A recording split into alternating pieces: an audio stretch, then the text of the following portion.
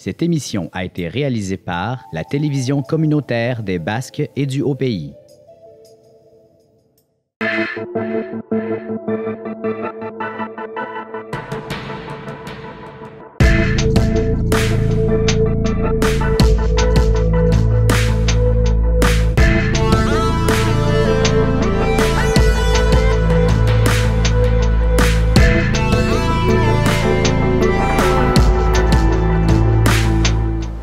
Hey! Salut tout le monde et bienvenue à cette nouvelle édition d'Info TCBH. J'espère que vous avez passé une belle semaine. J'espère que la dernière édition de l'émission vous a plu, que le décor vous a plu et j'espère que l'émission de cette semaine va vous plaire.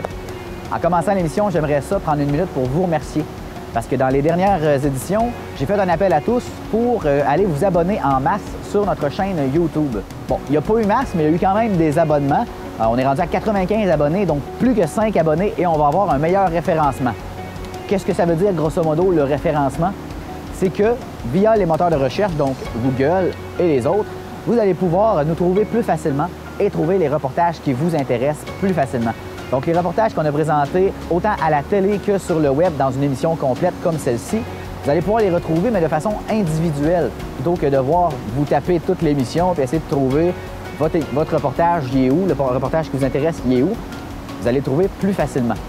Je vous incite quand même à regarder l'émission complètement parce que c'est quand même intéressant ce que je présente. Enfin, je crois. Donc, cette semaine, je vous présente la soirée d'information sur le projet d'hébergement des aînés actifs à Trois-Pistoles. Donc, ça avait lieu à la cafétéria de l'école secondaire de Trois-Pistoles le 15 octobre dernier. M. Pierre Bélanger, analyste, présente les résultats de son analyse quant au projet d'hébergement des aînés à Trois-Pistoles. Ileana s'est rendue à la salle des Chevaliers de Colomb du Conseil 3917 de Trois-Pistoles mercredi dernier pour le bingo au profit de l'ensemble vocal Synergie. Ileana s'est rendue au Café Grain de Folie ce mardi 22 octobre pour la présentation du court-métrage sur l'église Notre-Dame-des-Neiges que Seb Rioux a pu faire. On s'en va donc voir les reportages. Comme d'habitude, nous, on se revoit avant la pause. Et sur ce, je vous souhaite un très bon visionnement.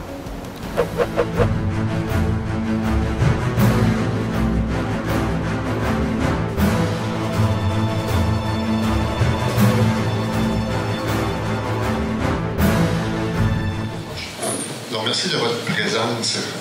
Tout à l'heure, on est arrivé ici vers 6 heures. Il n'y avait pas grand monde, on dit tiens, mais il y avait 2 personnes d'arriver vers 6 h 15 sur le réveil. On s'est dit, au moins il y en a 2. On pourra parler de quelqu'un qui est en face de nous.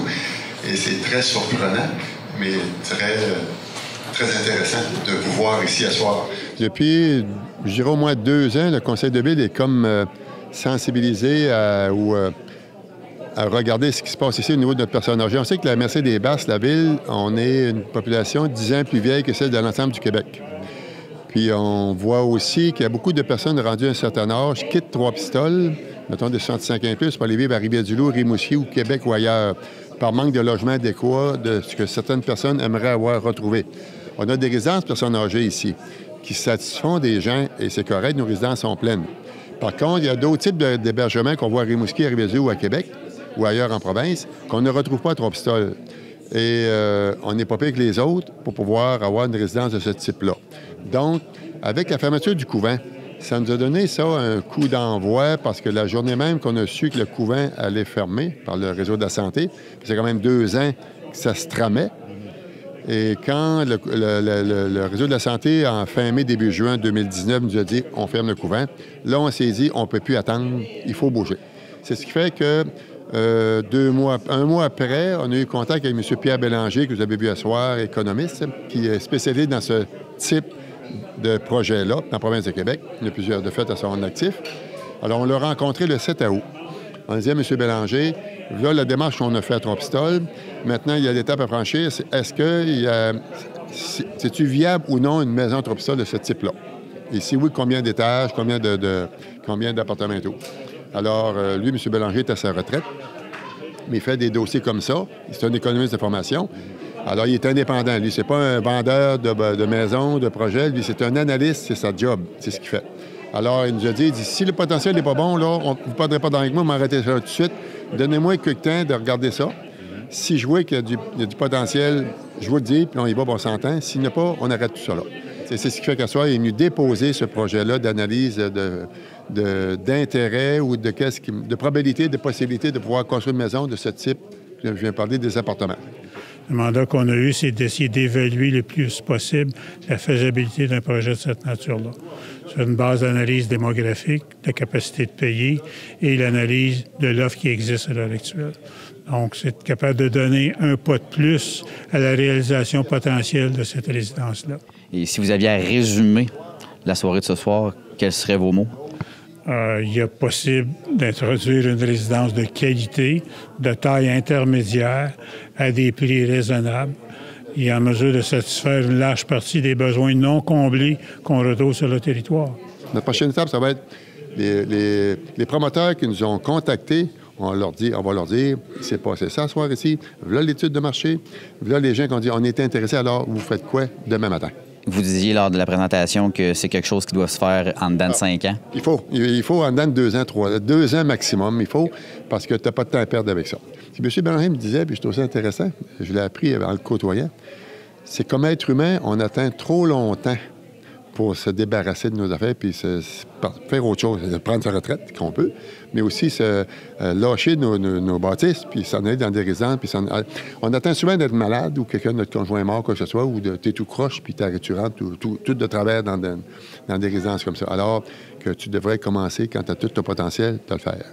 Alors, on n'a pas de temps à perdre. Ça, c'est clair. Moi, je suis à la fin de mon mandat. D'ailleurs, je ne me représente pas, donc c'est pas une promesse électorale. Alors, mais je tiens à ce que ce travail-là, on va le faire avec les gens. Si on manifeste à soir, nous, on va travailler pour aller de l'avant dans ça. Et si dans les promoteurs qu'ils ont manifesté un intérêt, viennent nous rencontrer, la prochaine étape, ça va être de le venir ici avec les gens qui sont intéressés encore et à venir faire un avancé de ce qui pourrait être fait avec eux autres. C'est là qu'on en est, prochaine étape. Pierre Bélanger, oui, c'est un économiste de formation. Ça doit être, je dirais, la 60, 70 ou 81e étude de marché que je réalise pour une résidence personnes âgées au Québec. Donc, je ne prétends pas tout connaître, j'en connais un petit bout. Donc, j'ai fait des projets partout au Québec, tous les types. Que ce soit pour personnes autonomes, semi-autonomes, des unités de soins dans toutes les régions du Québec. Je ne me prends vraiment pas pour un autre. J'essaie toujours de comprendre quels sont les besoins spécifiques dans une région pour être capable de combler le mieux possible dans les nouveaux projets les besoins locaux ou régionaux qu'on va recenser. Ce qu'on va parler ce soir, c'est 4 éléments. M. le maire vous a déjà mentionné d'un sondage d'intérêt. Déjà d'avoir 126 personnes dans un délai restreint qui ont manifesté un intérêt pour aller vivre dans une résidence pour retraités actifs dans la ville de Trois-Pistoles, c'est déjà un signe qui a marché. Donc, il y a des gens qui ont un intérêt, ou des gens qui vivent localement ou dans la région des Basses ne trouvent pas nécessairement le produit qui satisfait leurs besoins. Le deuxième, qui est dans le fond la job qu'on m'a donné, est-ce qu'on peut réaliser une étude de marché? Essayer de la faire ensemble. Comment on procède pour faire ça? C'est quoi le projet potentiel qui peut découler de l'étude de marché? On n'est pas rendu à faire la première quantité de terre, mais c'est quoi les caractéristiques du produit qui pourrait être mis de l'avant pour satisfaire vos besoins, mais aussi assurer la viabilité du projet. Donc, on parle d'une résidence privée pour personnes âgées, de nouvelle génération. Quand on dit ça, ça veut dire qu'on fait des appartements complets où il y a un poêle et un frigidaire. Donc, on n'est pas comme au domaine Trois-Pistoles, à titre d'exemple, où vous avez les deux repas fournis et il n'y a pas de poêle et de frigidaire. Donc, c'est un immeuble locatif plus ou moins standard, mais avec des services qui sont adaptés à la clientèle qui est là. Les 126 répondants, jusqu'à ce jour, 85 vivent déjà à Trois-Pistoles, 10 ailleurs dans la MRC et 5 de l'extérieur. Ce qui était le fun dans le sondage d'intérêt, c'est quand vous regardez au niveau de la structure d'âge des gens qui ont manifesté un intérêt, 50 ont 75 ans et plus. Donc, dans la distribution par âge, les gens qui ont manifesté un intérêt, c'est vraiment des clients. Donc, ils sont, ils sont au moins intéressés à regarder et éventuellement à faire un déménagement. La difficulté qu'il y a dans beaucoup des analyses de marché, dépendant avec qui vous faites affaire pour réaliser une étude de cette nature-là, les premières analyses qui ont été faites il y a 30 ans, on disait c'est uniquement les 65 ans et plus et on ne se pose même pas de questions. C'est faux. Dans une résidence, il y a au moins 3 types de clientèle qu'on va rejoindre. Les 65-74 ans, les 75-84 et les 85 ans et plus. On va y revenir là-dessus sur ces 3 groupes-là, ou sur des cohortes d'âge différentes qui caractérisent les types de produits qu'ils vont aller chercher. Quand vous avez 85 ans et plus, vous avez des problèmes d'audition, de mobilité ou quoi que ce soit, vous ne recherchez pas le même type de produit qu'une personne qui a 65 ans. Donc, c'est une façon de segmenter le marché. Qu'est-ce qui caractérise la population pistoloise? Depuis plusieurs années, sinon quelques décennies, la population totale dans les basques et la 3 pistoles est en baisse. Au recensement 2016, vous avez comme 3246 personnes, dont 11 185 qui avaient 65 ans et plus. Ça représente plus que le tiers. Au Québec, une ville qu'on appelle Amis des aînés est à 25-30 %. Vous êtes déjà une ville vieille, entre parenthèses. Sans être négatif. Ça peut signifier autant un vieillissement interne que le fait que les jeunes ont quitté la région. Si vous allez au Saguenay-Lac-Saint-Jean, vous allez trouver le même genre de situation que celle-là. Donc, les régions éloignées ou les régions rurales sont souvent en perte d'espèces. Ce qui est intéressant de considérer, c'est quand vous regardez dans la dernière colonne, les gens qui vivent à 3 pistoles dans la MRC des Basques, qui sont relativement jeunes, il y en a 40 %. Quand vous êtes rendu à 85 ans et plus, 62 %.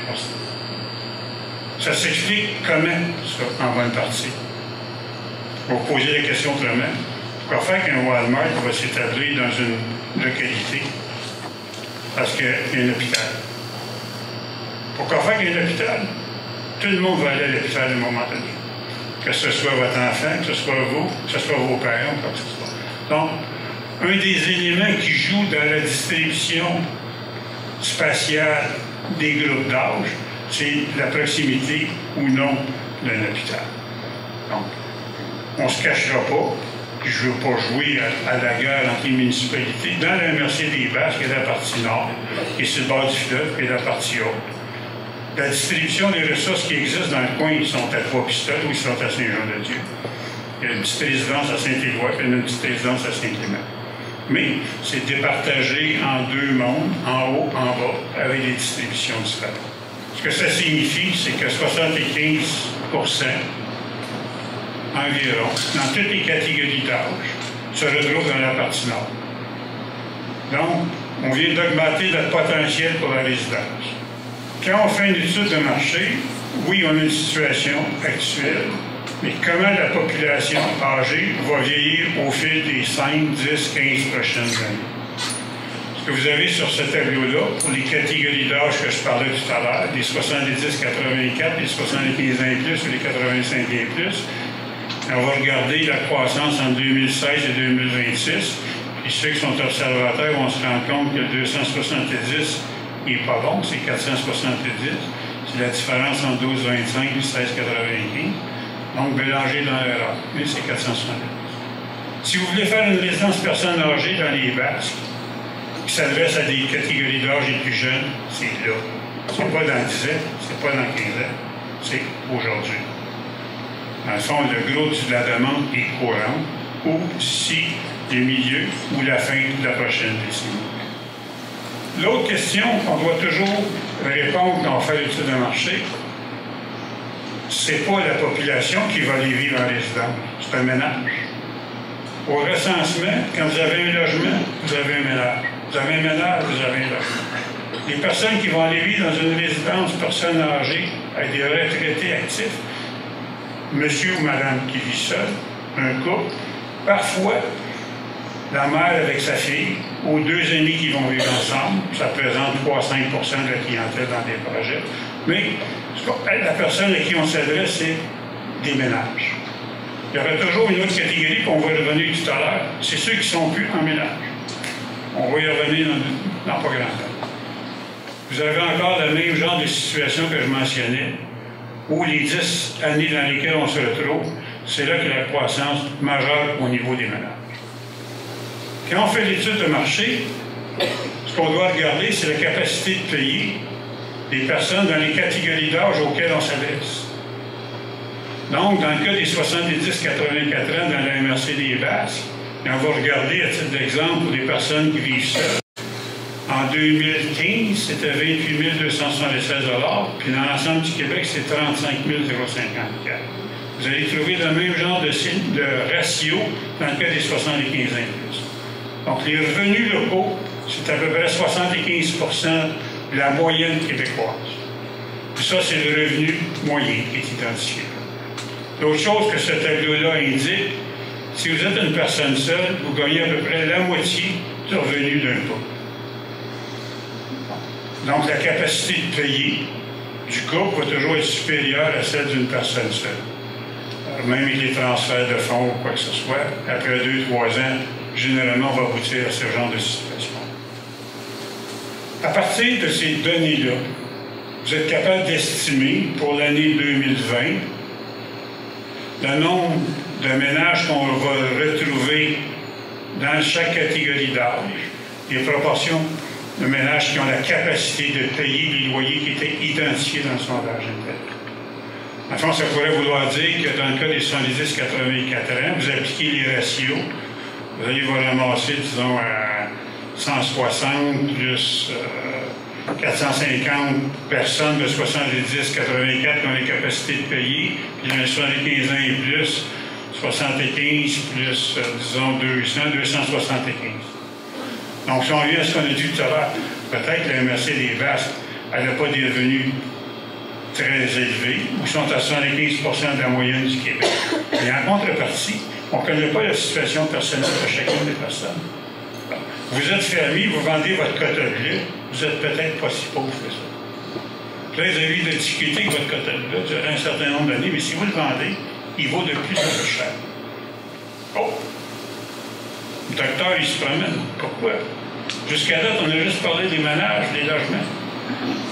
À un moment donné, quand le docteur rentre en ligne de compte, pourquoi? On appelle ça l'hébergement spécialisé. Vous allez vivre en CHSLD, vous êtes à l'hôpital, vous êtes dans une ressource intermédiaire, le RI, c'est ressources intermédiaires. Avant, la Villa des Basques, il y en avait, maintenant, il n'y en a plus. Une partie de la clientèle du couvent, elle s'inspirait plus ou moins d'une ressource intermédiaire. La ressource intermédiaire, c'est 1h30 soins par jour. Les lits d'hébergement, c'est dans le fond, vous n'êtes plus autonome, vous faites partie d'un ménage, vous êtes dans les autres catégories. Donc, ils ne sont pas des ménages au sens statistique du terme.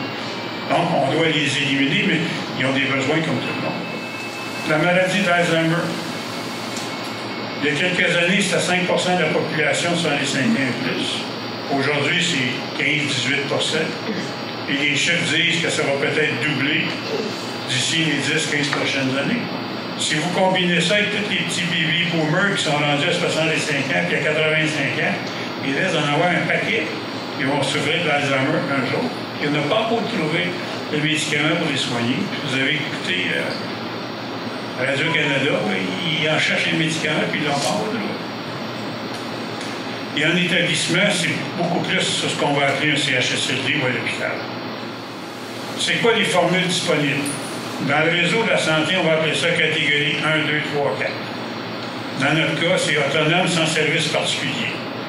Vous pourriez faire ici un immeuble locatif avec un ascenseur du stationnement intérieur qui se louerait 1200-1500$ par mois.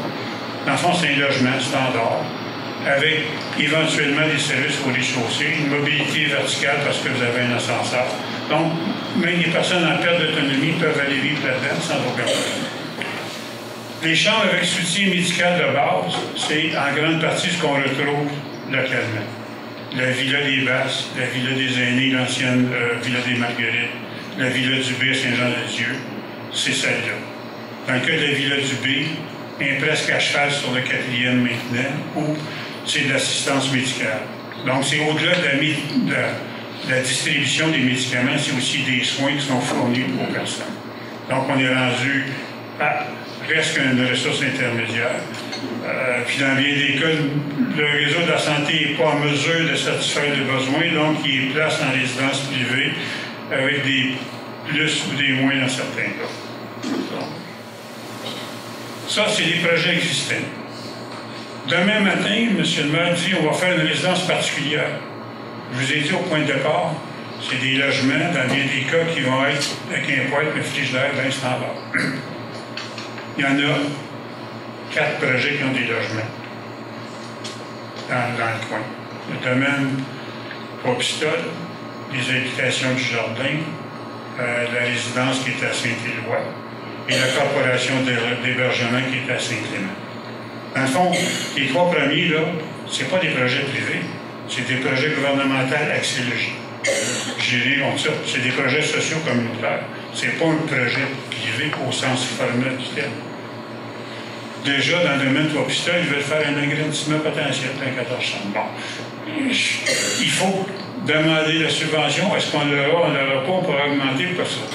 Tout ce que je souligne, c'est que dans les projets existants, il n'existe aucun projet de nature privée standard dans lequel il y a des vrais logements à faire à la population. La résidence qui est projetée, elle est de cette nature. D'être capable de fournir des vrais logements avec un poêle et un frigidaire en partie, mais aussi, on a parlé des gens qui sont moins autonomes. Donc, les nouvelles générations de résidences, même à 140 ou 150 unités, vous allez trouver des appartements complets, des chambres avec service, vous allez même trouver des unités de soins. La Villa des Basses, la Villa des Aînés, le domaine Trois-Pistoles, le couvent, l'ancien couvent, comme l'ancien Ermitage qui était sur Père-Nouvelle à côté de la Villa des Basques. Les deux ont fermé. Donc, 69 unités qui sont disparues du décor au cours des dernières années. La Villa du B, les habitations du jardin, on dirait jamais que c'est une résidence personne âgée, ça. Avec la parc juste en face, c'est assez exceptionnel comme projet. Là. On ne voit pas ça souvent au Québec. Mais c'est un axiologie, comme le domaine Trois-Pistoles. Le traitement qu'on a fait, ils veulent-tu un petit logement ou ils veulent un grand? Vous l'avez dit au point de départ, on veut leur demander de ce qu'on adopte vous êtes. Pourquoi faire, je mentionne ça? Si vous êtes une personne seule, dans 62% des cas, vous allez choisir un 500 pieds carrés ou moins. Puis dans l'autre cas, si c'est 500 pieds carrés plus, vous allez risquer d'être un couple. Pourquoi? On va y revenir tout à l'heure. Mais la distribution, vous avez moins ou plus que 75 ans. Vous êtes encore en couple, vous êtes encore autonome. Vous allez choisir un grand 3,5 ou un grand 4,5 si vous avez l'argent pour le faire. Vous avez moins d'argent, vous allez moitié tout seul. Vous allez vivre dans un petit 3,5. D'autre chose, en fonction des types de logements recherchés, vous avez plus ou moins d'argent. Si vous êtes à la recherche d'un grand logement, regardez la distribution de la richesse en termes de revenus, généralement du couple, parce que dans 2 cas sur 3, c'est un couple. 20% gagnent presque 50 000 à leur étude. À l'inverse, si vous cherchez un petit logement, il y en a 6%. Donc, la capacité de payer est aussi associée au genre de ménage et au type d'unité dans lesquelles vous allez vivre. Vous avez le même genre de commentaires dans le cas, est-ce qu'ils vivent en maison ou non? À 500 pieds carrés plus, les 3/4 vivent déjà dans une maison, 60% d'un petit logement. Dans 1 an ou 2 ans, puis je reviens là-dessus, vous êtes à la recherche d'un petit logement, 40% des gens veulent déménager à court terme. Puis vous avez 75 ans et plus en majorité. Donc, que vous le vouliez ou non, vous me dites qu'est-ce que vous voulez, même si vous ne me le dites pas. Par vos réponses, vous êtes capable de me dire quel genre de logement je devrais mettre de l'avant pour certaines catégories de population. Est-ce que je vais me tromper? Bien, de ce que le projet sera fait, on verra si vous êtes doué et s'il va se remplir. Mais à la base, vous êtes capable de fournir une réponse à un promoteur ou à la municipalité sur les potentiels et les besoins réels. On va être obligé de faire un exercice comme ça. On vous a demandé ce que vous voulez des repas. 85% des gens ont dit qu'ils voulaient des repas. Il y a un verre de midi à 300 $, le soir à 300 $ sur les deux. 113 55 55 Ils veulent-tu avoir des soins médicaux? Ils veulent-tu avoir une infirmière sur place? Si vous n'êtes pas à la Villa des Basques ou à la Villa du Brie, au domaine Popistol, les soins médicaux, l'infirmerie, il n'y en a pas trop. Mais il y en a 45 % qui voudraient avoir des soins médicaux. Ils veulent-tu du stationnement intérieur? Et les gens qui ont répondu, là, dans 92 %, ils ont encore une auto. On leur a dit, je veux savoir un stationnement intérieur à 85 $. 33 %, mais ils veulent un stationnement extérieur en se passant dans 2 tiers du cas. Donc, dans la conception du projet, je vais te faire un bâtiment de 24 étages, je vais te mettre un sous-sol, puis je vais te mettre des équipements, je vais te mettre du parking en dedans. C'est une des façons de pouvoir y répondre. Des équipements recherchés. Quand vous regardez les deux premières, c'est est-ce que je le veux très ou assez? Une infirmerie, à mon avis, elle est requise. On n'a pas le choix. Une salle d'exercice, ça peut service de transport, donc une navette potentielle, tout dépendant où la localisation de la résidence. Est-ce que j'aurai un petit autobus pour m'amener aux Galeries Trois-Pistoles ou ailleurs, famille, au IGA, au métro? Est-ce que je vais un lieu de recueillement? De moins en moins, vous allez trouver des chapelles dans les nouvelles résidences personnelles. Ça ne veut pas dire que vous êtes plus religieux. De louer un espace spécifique à ça, c'est de moins en moins fréquent. Est-ce qu'on veut une piscine? Pas sûr qu'on va faire une piscine dans votre projet. Est-ce que je veux un cinéma maison? Pas sûr qu'on va avoir un cinéma maison. Bon. Quand vous en enlevez, il est sûr que ça va jouer sur le loyer que vous allez payer. J'ai moins de frais fixes, j'ai moins d'espace que je perds qui n'est pas des logements. Donc, je suis capable d'offrir un plus grand logement, mieux aménagé, avec un balcon, avec de bonnes fenêtres, à un prix raisonnable. Il n'y a pas d'obligation jusqu'à maintenant d'un choix de localisation spécifique. Dans le cadre du sondage, dans le cadre des discussions qu'il y a eu jusqu'à maintenant, il serait possible de réaliser la résidence dans le nouveau pôle multifonctionnel au coin de la route 132 et Jean-Rioux, dans lequel il est planifié, puis il y a eu des documents dans les journaux, un hôtel, un centre de congrès, des commerces. À l'arrière, dans le fond, de la nouvelle station Shell avec les cotons et la relocalisation de la Banque nationale. Donc, à l'arrière de ça, il pourrait avoir ces équipements-là. Je m'en vais-tu sur le bord du fleuve ou je m'en vais à côté de là? Moi, je réponds toujours dans la même affaire quand on me pose cette question-là. Quand ma mère est allée vivre en résidence à Montréal, on est allé à une résidence sur le bord de la rivière des Prairies, à côté d'une station d'Hydro-Québec. Après 2 mois, Pierre, je pourrais-tu aller sur le boulevard Gouin, regarder le trafic, regarder l'oratoire Saint-Joseph puis la montagne? Je suis tanné de voir l'eau couler. Bon. Vous avez 2 choix ici. Vous êtes des gens sur le bord du fleuve. Voulez-vous l'avoir sur le bord du fleuve ou vous voulez qu'il y ait du monde? Dans le fond, une personne âgée qui vit seule, quand vous allez dans une résidence, une des caractéristiques fondamentales, c'est que vous prenez un corridor, la plupart du temps, la télévision est ouverte. Et vous avez besoin d'une compagnie, vous avez besoin qu'il se passe quelque chose. Vous allez dans un CHSLD, ils sont tous dans le balcon et ils regardent tout le monde qui arrive. Oh! Il arrive, là, avec son Cadillac. Ah, ouais. Dans le fond, le choix, bon, il y a 20 ans, on faisait des projets de résidence personnes âgées partout. Regardez les gros développeurs, regardez même ce qui était fait à Rivière-du-Loup, à Rimouski. On essaie de se localiser le plus près possible des services, des équipements. Donc, dans ma tête, c'est un bon choix. Est-ce que c'est le meilleur choix? Est-ce qu'il y a d'autres alternatives? Est-ce qu'il y a d'autres terrains? Je n'ai pas me prononcer là-dessus. Dans le fond, on me dit que c'est un choix potentiel. Il pourrait avoir le terrain pour être capable de faire une résidence sur ce là. L'avantage aussi, vous êtes à 2 pas des Galeries Trois-Pistoles. Les Tim Hortons, quelques petits vieux qui vont chercher un café, puis ils passent des fois un petit bout de temps. Puis souvent, c'est le gars qui y va tout seul, puis la femme, elle reste à la maison. Puis le gars, il va au Tim Hortons, puis il parle avec ses chums. Puis on vous a demandé, ça vous intéresserait-tu de les vivre là? Dans 80% des cas, vous avez dit, peut-être que c'est pas le fleuve, peut-être que ça va être à peine d'être à côté du centre. multifonctionnel, du centre de congrès, puis on va probablement relocaliser à l'MRC le bureau d'information touristique dans le local. Il va y avoir de l'activité.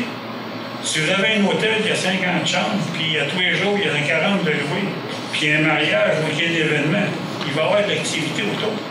Vous vivez tout seul, vous allez regarder par la fenêtre, peut-être que ça va être un peu plus vivant que attendre qu'il se passe quelque chose ou qu'il se passe absolument rien, ou votre fils ou votre fille, exemple. Ça, c'est dans le fond ce qui est prévu là, ce que va se réaliser comme tel. Quand est-ce qu'il va se faire? En théorie, il devrait se faire à plus ou moins court terme, parce que c'est le projet formel. C'est juste vous dire que le projet mix qui est à cette intersection-là, c'est ce qui est identifié. Vous avez la station Shell, des commerces, l'hôtel, Quality Inn en théorie, et un centre multifonctionnel ou événementiel mis de l'avant par l'MRC. Si on prend l'enquête d'intérêt, le sondage, mes petits calculs, ce qu'on pourrait faire comme résidence à Trois-Pistoles, sur un terrain qui est propice à accueillir un bâtiment de 5 à 6 étages. On peut aller chercher jusqu'à 140 à 175 unités, probablement distribuées de la façon suivante. 120, 130 unités d'appartements, tout dépendant du nombre d'appartements, 20, 25 chambres, et une unité de soins de 10, 15, peut-être jusqu'à 30 unités de soins. Pourquoi? Il y a déjà un manque, et déjà avec le réseau de la santé, il y a un besoin pour environ 12-15 ressources intermédiaires qui ne sont pas comblées ou qui ont été perdues dans le cas de la Villa des Basques. Donc, il y a sûrement de l'argent qui dort dans le réseau de la santé pour être capable d'introduire 10-15 ressources intermédiaires à l'intérieur du complexe. C'est aussi une façon de sécuriser la faisabilité et la rentabilité d'un projet qui aurait comme 140, 150 unités. Bien sûr, ça va être avec service, un repas. Pourquoi un repas? Dans cette catégorie de bâtiments-là, si vous voulez manger comme il faut, et que ça soit bon, il faut qu'il y ait environ 150 repas par jour de fournis par la cafétéria. S'il n'y a pas ça, vous allez perdre votre chef, vous allez perdre les cuisiniers, vous allez tout perdre. Il vous faut une matière de base pour être capable de justifier un service de qualité et de la nourriture adéquate pour vos besoins, bien dosés dans votre assiette. Donc, il y a sûrement un repas. Il doit sûrement y avoir un soutien médical. Au niveau communautaire, je ne suis pas sûr qu'il va y avoir une piscine à verre. Je fais juste dans le fond, il y aura des espaces communautaires, mais il n'y aura pas 35% de l'espace bâti qui va être à des fins communautaires. Il y aura peut-être 10-15% en fonction des besoins que vous avez manifestés. Dans la planification, dans le promoteur, ou dans le projet qui verra de la vente, et qui ira de l'avant, on pourra définir ce qui sera fait comme tel. Donc, dans les unités de soins, en fond, une façon aussi de rentabiliser un projet de 140-175 unités, c'est de faire une entente avec le réseau de la santé par rapport à des ressources intermédiaires. Est-ce que ça sera fait dans une ou deux phases? Puis, à mon avis, je pense qu'on doit la faire assez rapidement, compte tenu de ce que je vous ai dit. C'est là qu'on doit la faire. C'est pas dans 5 ans, c'est pas dans 10 ans. Donc, il y a ces deux phases, c'est peut-être 2021-2023. S'il y en a juste une, c'est peut-être 2021. Pourquoi je dis 2021?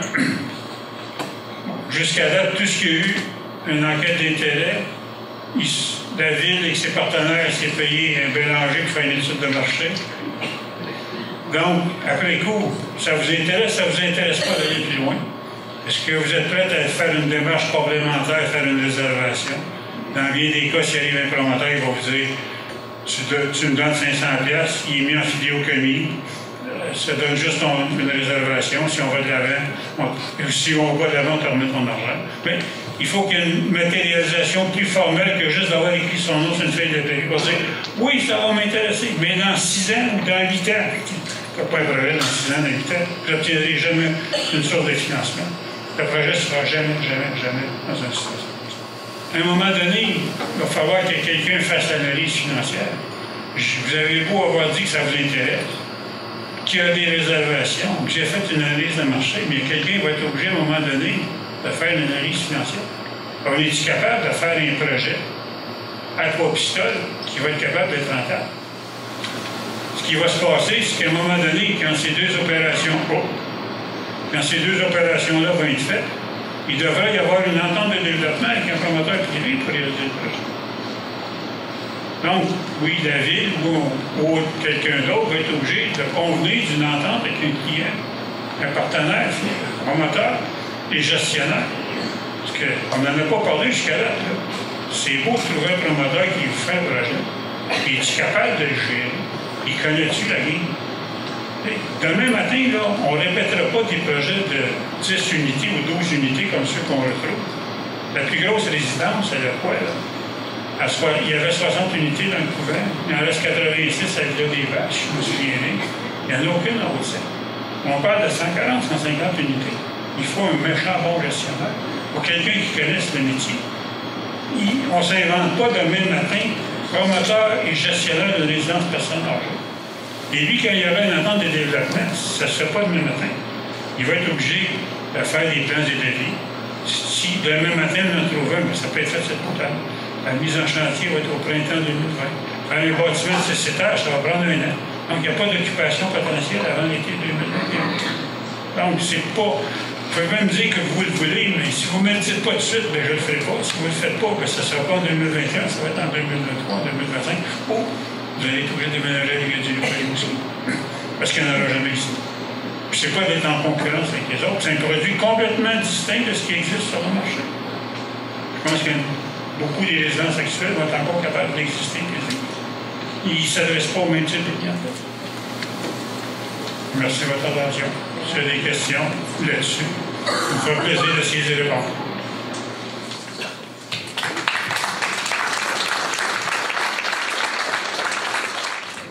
Hey!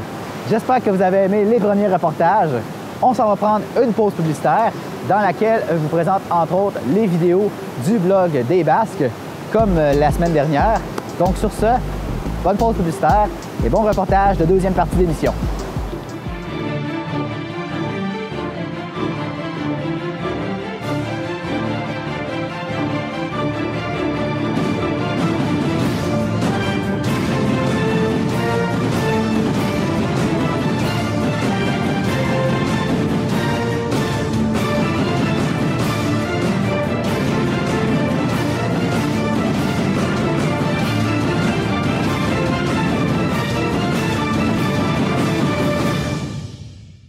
Salut! Dans cette deuxième capsule, on fait suite à la capsule de la semaine dernière. Je vous présente 3 chefs, 3 restaurants de la MRC Les Basques. Avez-vous encore faim? Le prochain, c'est le restaurant Le Biarritz à Trois-Pistoles. C'est Alex qui est là en plus. Ah ouais? Salut! Wow. Un petit saumon, une petite affaire. Ça se sentait déjà, là. C'est une recette que mon père a trouvée, vraiment pas rapport, dans un petit livre de recettes. Puis moi, je l'ai amélioré avec des produits d'ici. Il y avait du fromage, il y a du fromage en grains, de la fromagerie des Basques. Mes crevettes, c'est une poissonnerie locale. Mon saumon aussi, c'est poissonnerie locale. C'est un saumon grillé. J'ai envoyé au four. Puis avec tout ce bon stock-là, avec beaucoup d'anettes, du persil, du citron, plein de trucs, ça sent. Oui, c'est ça. J'ai de l'huile d'olive qui marine avec mon fromage, avec tout ça, du jus de citron aussi. Fait que quand ça cuit, ça c'est un bel échange.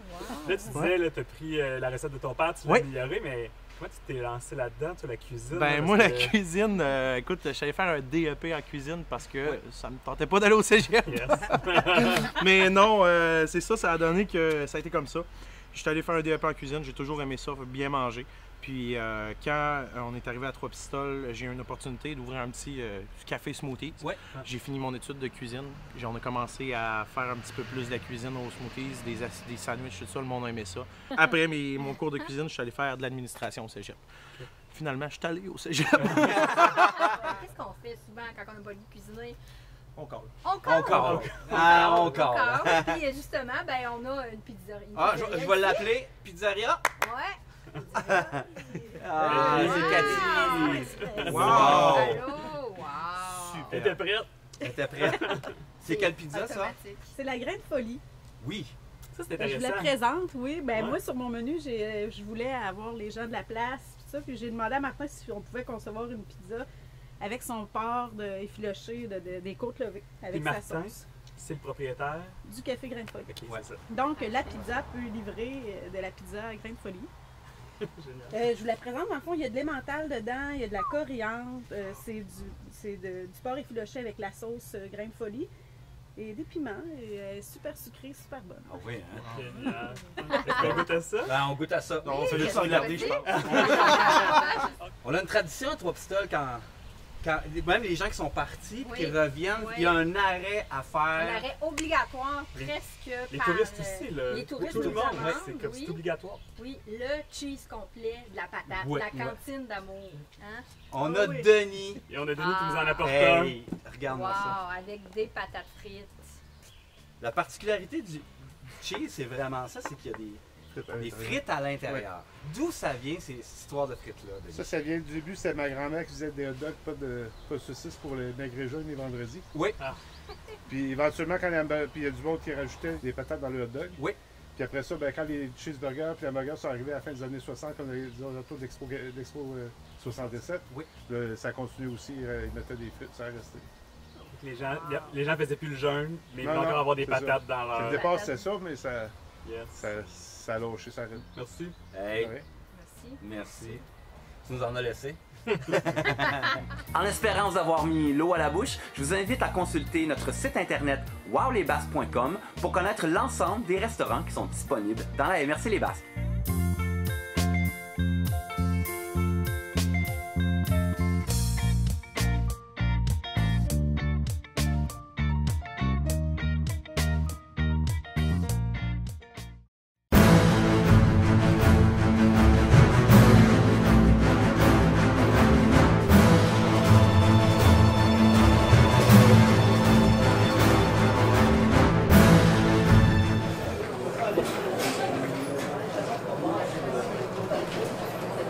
B7, B7.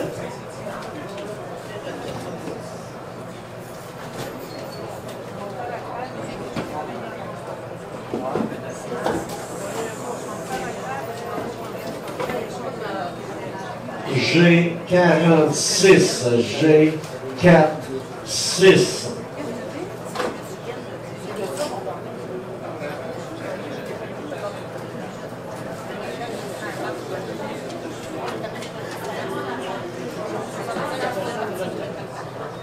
G59, G59. I24, I24.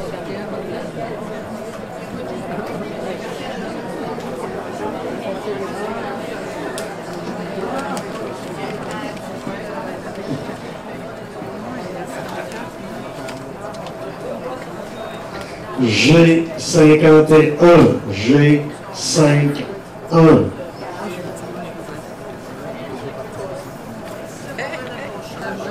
I19, I19.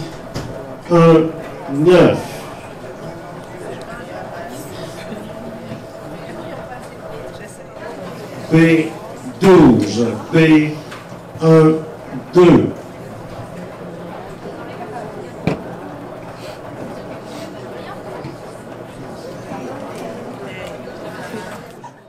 I26, I26, allez bingo.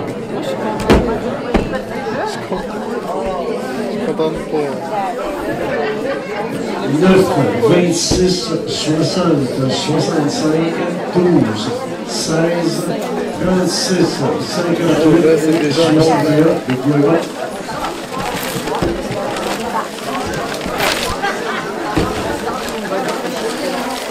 prochain bingo, bingo double avec la partie folle.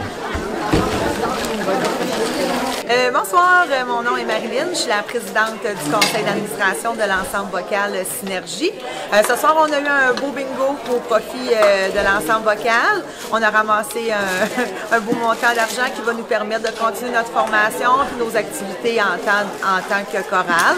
Alors, c'est ça, je remercie toute la population qui est venue se joindre à nous pour faire cette belle soirée. Merci beaucoup.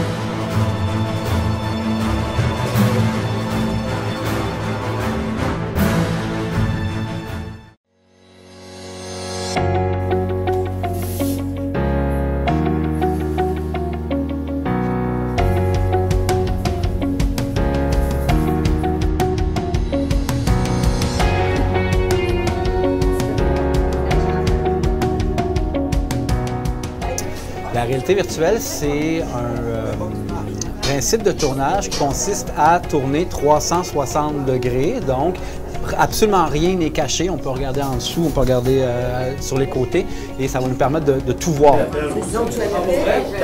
le projet des courts-métrages en réalité virtuelle, ça a commencé par une idée numérique, de vouloir offrir aux élèves quelque chose de différent pour voir un peu qu'est-ce qui se fait autour d'eux au niveau du patrimoine, au niveau de l'histoire.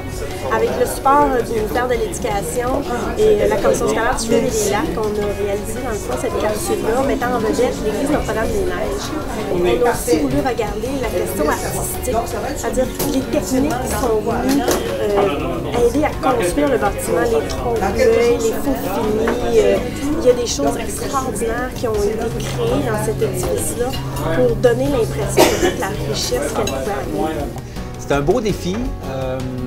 C'est beaucoup d'heures en amont de préparation pour trouver les endroits où on veut tourner. Il faut vraiment bien placer les choses, savoir où on est. Il y a la hauteur de la caméra qui change beaucoup aussi parce qu'il y a des gens qui vont avoir des hauts de cœur et des étourdissements à avoir un casque de réalité virtuelle.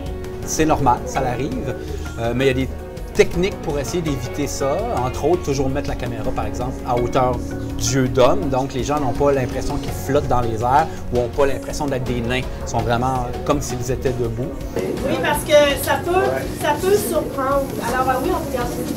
Alors, ce projet-là, dans le fond, va sortir dans nos écoles, va être disponible avec nos élèves du secondaire, que ce soit en histoire ou en français ou en éthique ou même en arts plastiques. Les élèves vont pouvoir voir leur patrimoine ici et le comparer avec ceux-là d'ailleurs.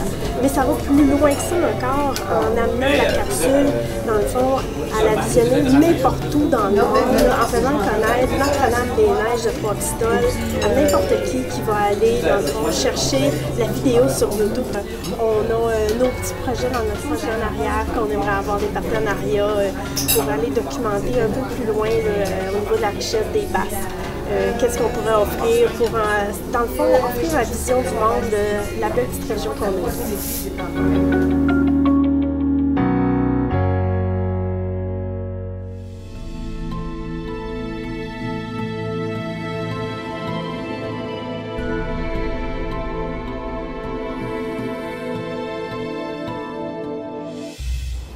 Et c'est maintenant tout pour moi. J'espère que vous avez aimé l'émission de cette semaine.